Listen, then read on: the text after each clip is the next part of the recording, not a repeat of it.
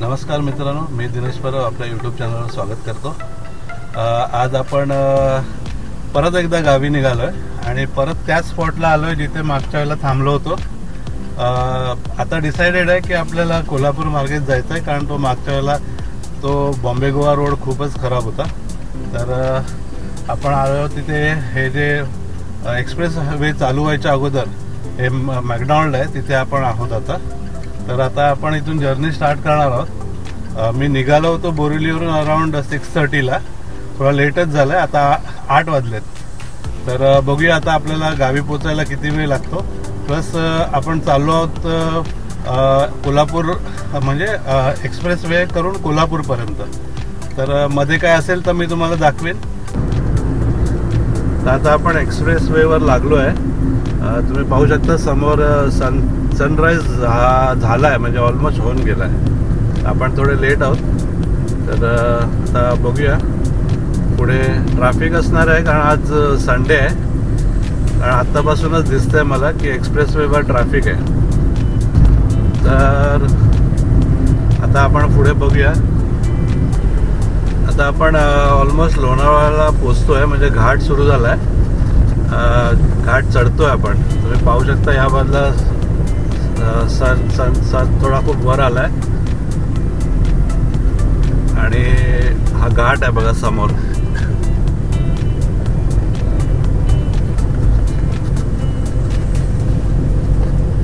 Traffic आहे रोडला, कारण संडे आहे ना, त्यामुळे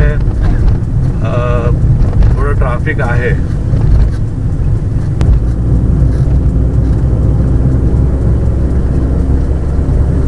हे इथे लोणावळ्याला रोडचं काम पण चालू आहे बघा, एक्स्ट्रा रोड बनवत आहेत, म्हणून थोडा रोड खराब आहे इकडे।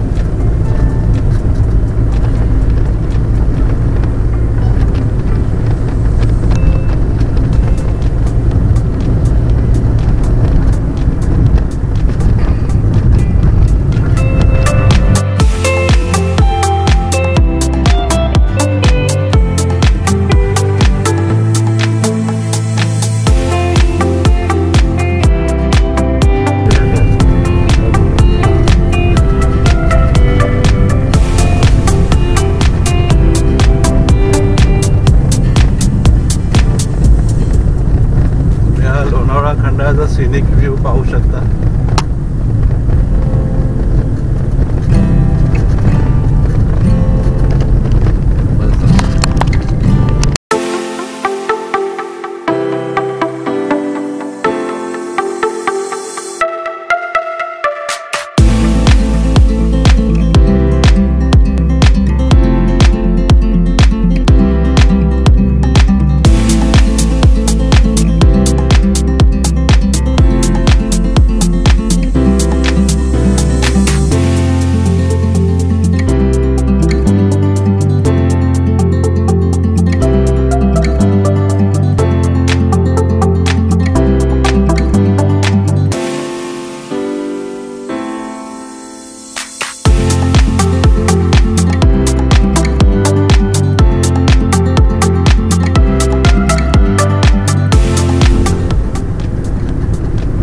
लोणावळ्याला वर पोचलो घाट चढून।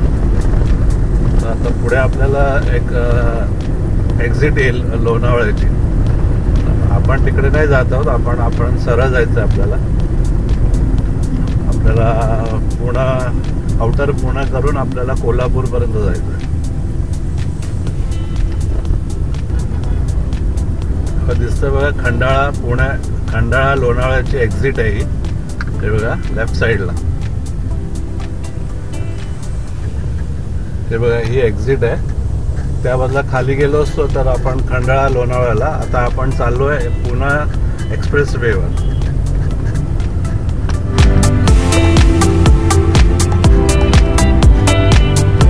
बघा आता आपण साताऱ्याला पोचलो आहोत। हा एक साताऱ्याचा घाट आहे।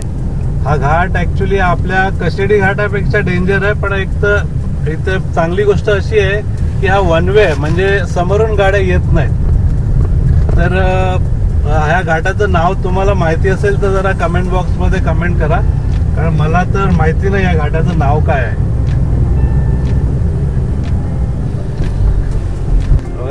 सातारामधला हा घाट आहे. या घाटाचं नाव जर तुम्हाला माहिती असेल तर कमेंट बॉक्समध्ये कमेंट करा. हा घाट आहे मस्त, म्हणजे चालवायला तर खूपच मजा येते, पण आपल्या कशेडी घाटापेक्षाही थोडा डेंजर आहे, पण मोठा आणि रुंद आहे. आणि प्लस पॉइंट असा आहे की वन वे आहे, म्हणजे समोरून गाड्या येत नाही तिथे.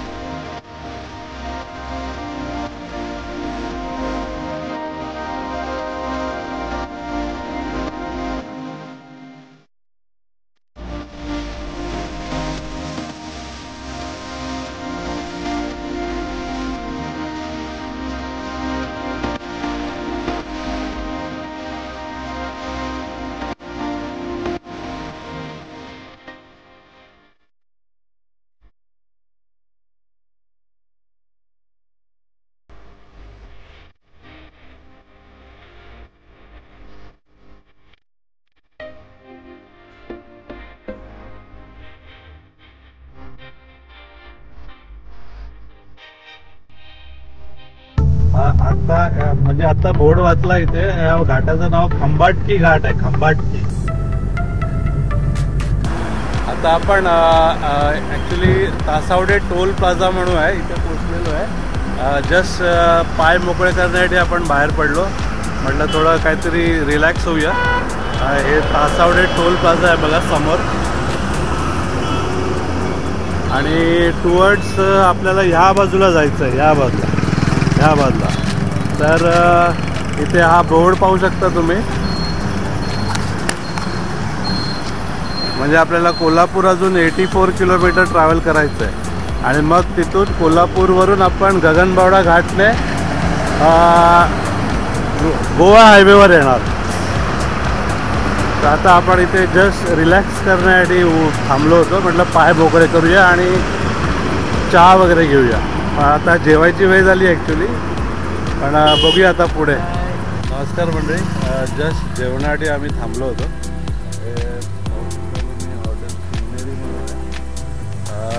कोणीतरी रेकमेंड केलेलं म्हणून आलेलो, पण तसं काय मला खास नाही वाटलं. मागे इकडे पाहू शकता हे हॉटेलचं एंट्री आहे आणि हॉटेलचं AC नॉन AC असं 2 डायनिंग आहेत. ओके होतं फूड, असं काय एकदम तांबडा पांढरा रस्सा टेस्ट करण्यासाठी आलो होतो, पण तसं काय मला असं एकदम जे सिटीमध्ये मिळतं कोल्हापूरमध्ये तसं ती क्वालिटी नाही नव्हती. पण ठीक होतं, म्हणजे जस्ट टेस्ट केलं. हायवेपासून थोडं आतमध्ये आहे तो बघा, मेन हायवे तो आहे. चला मग आता आपण पुढे बघूया आपल्याला काय. गगनबावडा आता आपल्याला कोल्हापूर एंटर करायचं आहे. इथून 40 किलोमीटर आहे कोल्हापूर. तर कोल्हापूरमध्ये जाऊन मग गगनबावडा रोड पकडायचा आहे. तर तो बघूया तिथे किती वेळ लागतो आणि गगनबावडा घाटाची काय कंडिशन आहे ते मी दाखवतो नंतर तुम्हाला.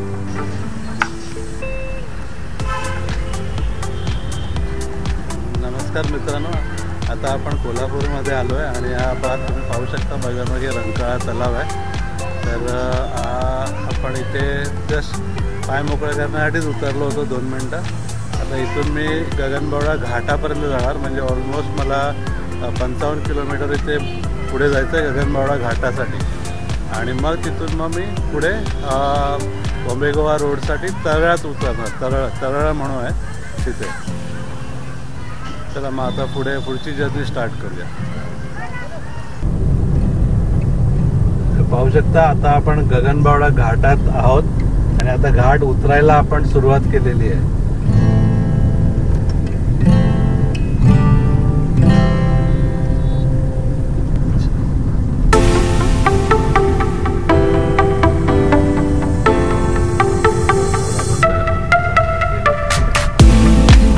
पाहू शकता तुम्ही गगनबावडा घाटातला रोड खूपच खराब आहे.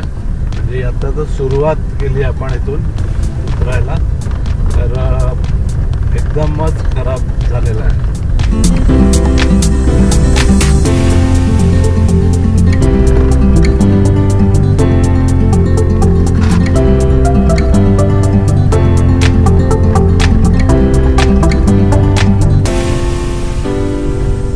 हा युपिन बेंड आहे, एकदमच खराब आहे. एकदम म्हणजे वरचा तार पण उडाला, एवढा खराब झालेला आहे.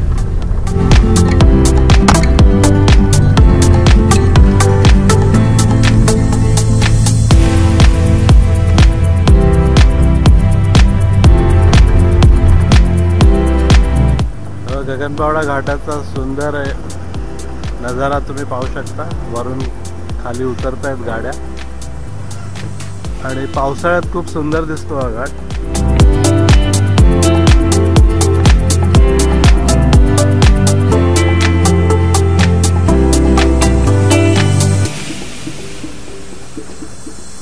या सह्याद्रीच्या रांगा.